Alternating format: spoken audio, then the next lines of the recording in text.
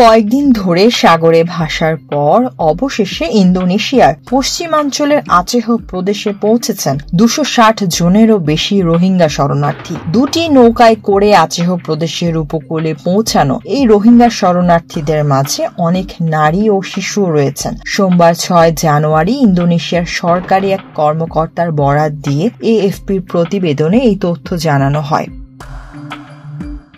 রোহিঙ্গা মুসলিমদের দক্ষিণ এশিয়া থেকে আসা বিদেশি অনুপ্রবেশকারী মনে করে মিয়ানমার, এমনকি কয়েক প্রজন্ম ধরে বসবাস করলেও দেশটিতে তাদের নাগরিকত্ব দেওয়া হয় না। দেশটিতে ব্যাপক নির্যাতন নিপীড়নের শিকার হন সংখ্যালঘু রোহিঙ্গা মুসলিমরা।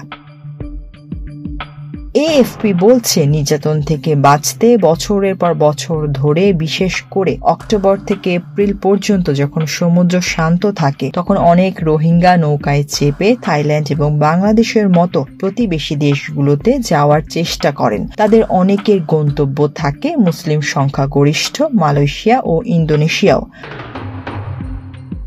মিয়ানমারের আচেহর কর্মকর্তা ইস্কান্দার বলেছেন, শরণার্থীদের সর্বশেষ এই দলটি রোববার স্থানীয় সময় রাত 10:30টার দিকে পশ্চিম পিউরুলাক শহরের একটি সৈকতে পৌঁছায়। এই দলে মোট 264 জন রোহিঙ্গা শরণার্থী রয়েছেন। তাদের মধ্যে 117 জন পুরুষ এবং 147 জন নারী, রয়েছেন 30 জন শিশুও। ইস্কান্দার বলেন, মালয়েশিয়া কর্তৃপক্ষ তাদের উপকূল থেকে এই রোহিঙ্গাদের তাড়িয়ে দিয়েছে বলে আমাকে জানিয়েছেন। তবে রোহিঙ্গা শরণার্থীদের কোথায় সরিয়ে নেওয়া হবে সেই বিষয়ে ইন্দোনেশিয়ার স্থানীয় সরকার কোনো সিদ্ধান্ত নেয়নি বলে জানিয়েছেন তিনি।